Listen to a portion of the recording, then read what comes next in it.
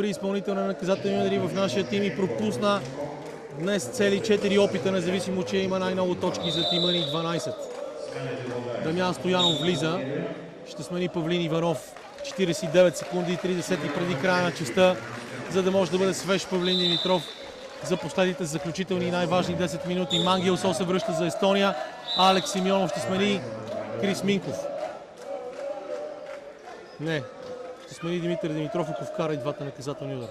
А Мангелсо с номер 12 влиза на мястото на Полдоя. Играчът с номер 8, който поразнищи малко мрежичката ни в последните атаки на Естония. Димитър Димитров продължава лошата си серия. Пети пропуснат наказателен удар. Щеше да има цели 17 точки, ако си беше вкарал всичките фаула. Щеше. Да. Пропуска и втория.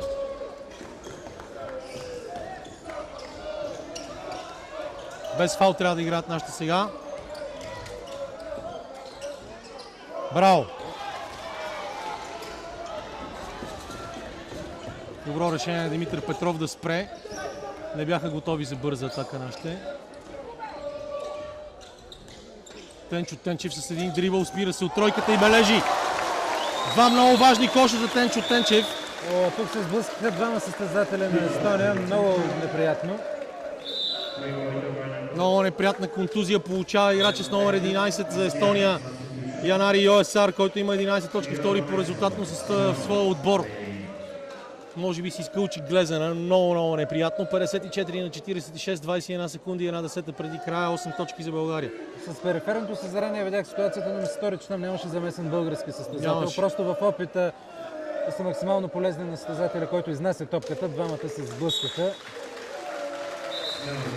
Много джентълменско поведение на публиката във Варна, което показва, че има култура. Изпраща с аплодисменти състезателя, който получи контузия, и лично аз не смятам, че ще го видим до края на двубоя. Йоесар е това.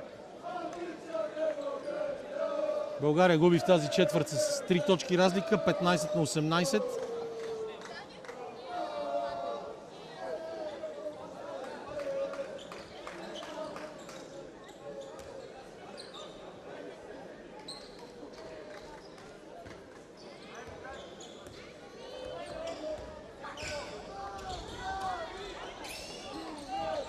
Капитанът Лане се върна за Естония, заедно с Полдоя. Добре пази Дамян Стоянов горе. Тенчо Тенчев срещу Мангелсо. Мангелсо тръгва да играе сам.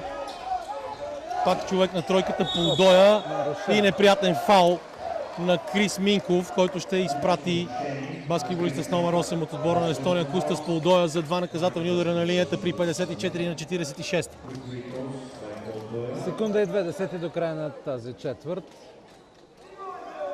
Полдоя до сега показва много добра стрелба, едва ли ще ни последи. И в края на втората четвърт получихме тройка от Лане и сега точно в края ще получим лесни точки след този не особено умен фаул на Крис Минков. Добре, че Полдоя изпуска първия фаул.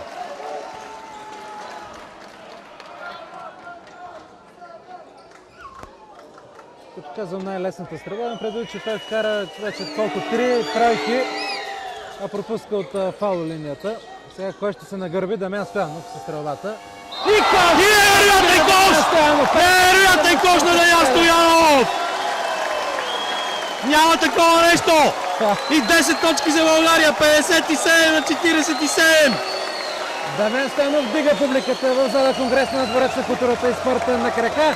И ние да се порадваме тихо, докато наблюдавате рекламите. Невероятно!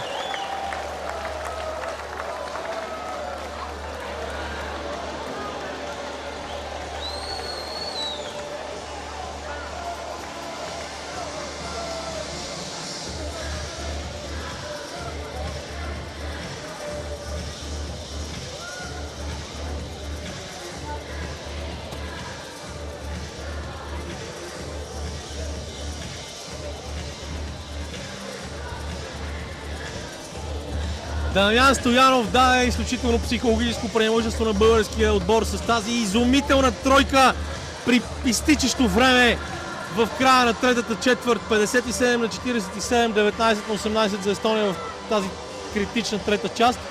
Слава Богу, изоставането на българите е само с една точка. А общата преднина в резултата цели 10, така че имаме глътка въздух преди началото на заключителните и решителни 10 минути, които ще пратят гарантирано България на полуфинал на Европейското първенство в дивизия Б.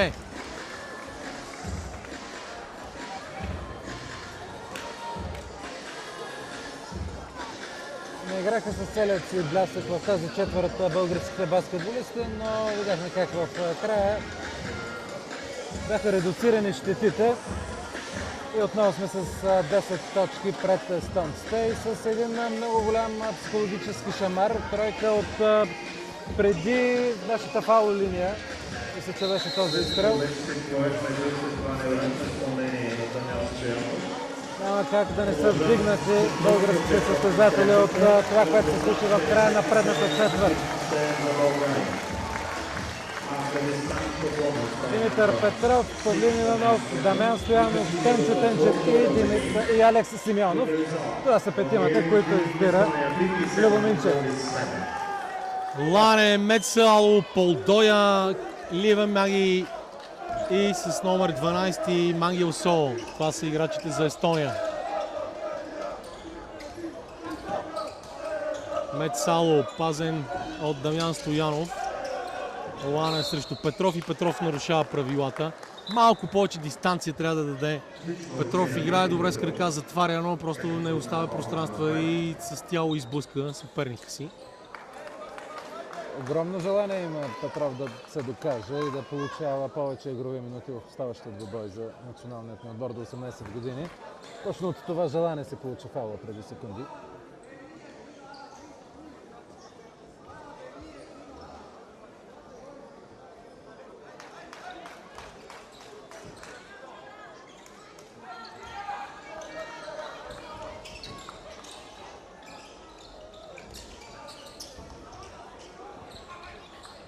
Мангел Сол пак сам на тройката, Алекс Симеонов заспа. Добре, че така добре се наредиха нещата и Дамян Стоянов успя да вземе борбата. Лане го затваря.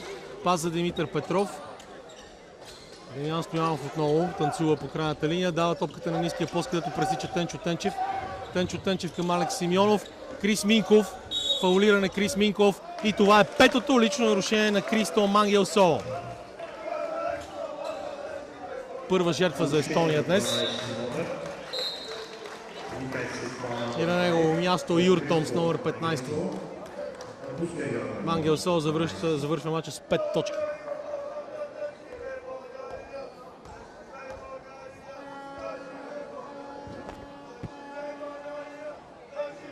Това не вкарване от линията продължава.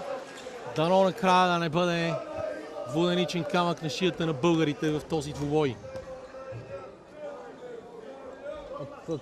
Ето отново. Сериозен проблем се очертава невкарването от фаул линията. От целият състав, който е на пейката, само Марио Карайлиев не сме видяли до сега в игра. Състезателят на рилски спортист, който изигра финалите до 18 години, именно в Заварненският Черно море. Юртон тръгна преди малко с крачки, те не бяха отсъдени, но това не попречи на Алекс Симеонов да овладее. Дамян Стоянов!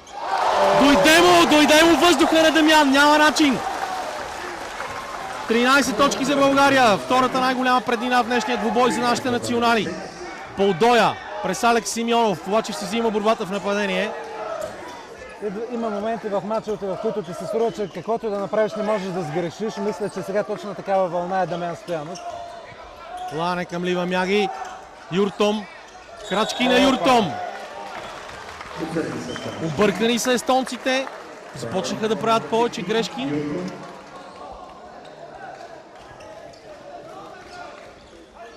Димитър Петров. Крис Минков. Тенчо Тенчев иска на ниския пост. Алекс Симеонов пробва тройка. Пропуска. Беше важен момент. Ако бяхме вкарали и тук, щяха да легнат съвсем естонците. Лане към Мецало. Отново Мецало владее. Комбинира с Полдоя. Много статично стоят. Търсят индивидуални пробиви, като този на Полдоя. Той намира Мецало сам на тройката и Мецало бележи. Това е първи кош за Мецало. Отново 10 точки аванс за България. 60 на 50. Вече по-малко от 8 минути до края. Много внимателно и спокойно трябва да се играе. Да се търсят дълги нападения, пробиви с предизвикване на нарушение. Великолепен пас на Димитър Петров. След това и Алекс Симеонов с едно допълнително подаване към Тенчо Тенчев и ново нарушение. Трето нарушение на Мет Сало. И смяна. Белов влиза за Естония. Също ставаше четвърто нарушение на Полдоя, а не трето за Мет Сало.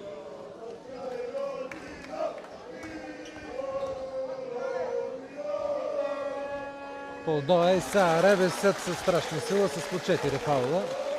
И Тенчо Тенчев отново с двуцифрен актив. Вече 11 точки за него. 12 за Димитър Димитров и 10 за Николай Стоянов, капитана Павлин Иванов, който е на пейката. Е само с 7 днес, пазен добре от естонците. Но всеки може да си позволи един матч малко под нивото си, особено в такъв дълъг турнир като този. Матч номер 4 гледаме днес за България и водим с 62 на 50. 5 секунди само за атака. Лане, Белов, крачки на Белов. Чудесно отново топка за България. Смяна Димитър Димитров ще влезе на място на Крис Минков.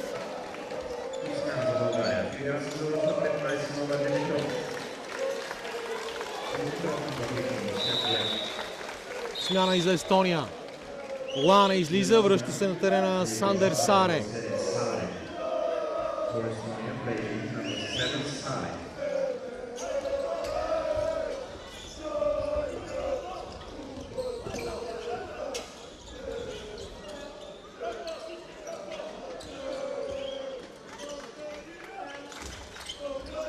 Димитър Димитров и невероятна борба на Алекс Симеонов. 7 точки за него. Браво днес.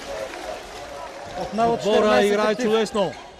Повтаря се за втори път в 50. матча най-големия аванс за български отбор. Хубав финт, обаче грешка. Тенчо Тенчев е решил да завърши сам с забивка. Алекс Симеонов беше пред него. Този път Тенчо малко се полакоми. Юртом, Саре. 66 на 50 е най-голямата преднина за България в днешния двубой. 6 минути и 35 секунди вече до края на матча. Саре към Юртом. Юртом също пробва тройка и бележи. Естонците днес наистина вкарват много тройки, но това за сега е малък проблем за нашите, които имат 13 точки аванс. Димитър Петров и Тенчо Тенчев, няма спиране!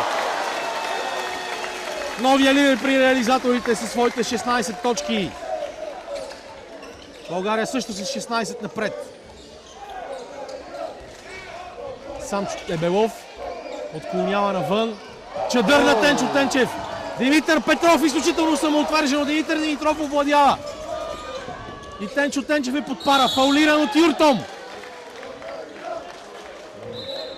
Втори фаул на Това Юртом. всъщност не беше фаула, опит за покушение според мен. Защото въобще не се целеше топката, ако забеляза се целеше главата. Сега обаче Юртом отива и се извинява на българският състезател. Не беше никак коректен този фаул.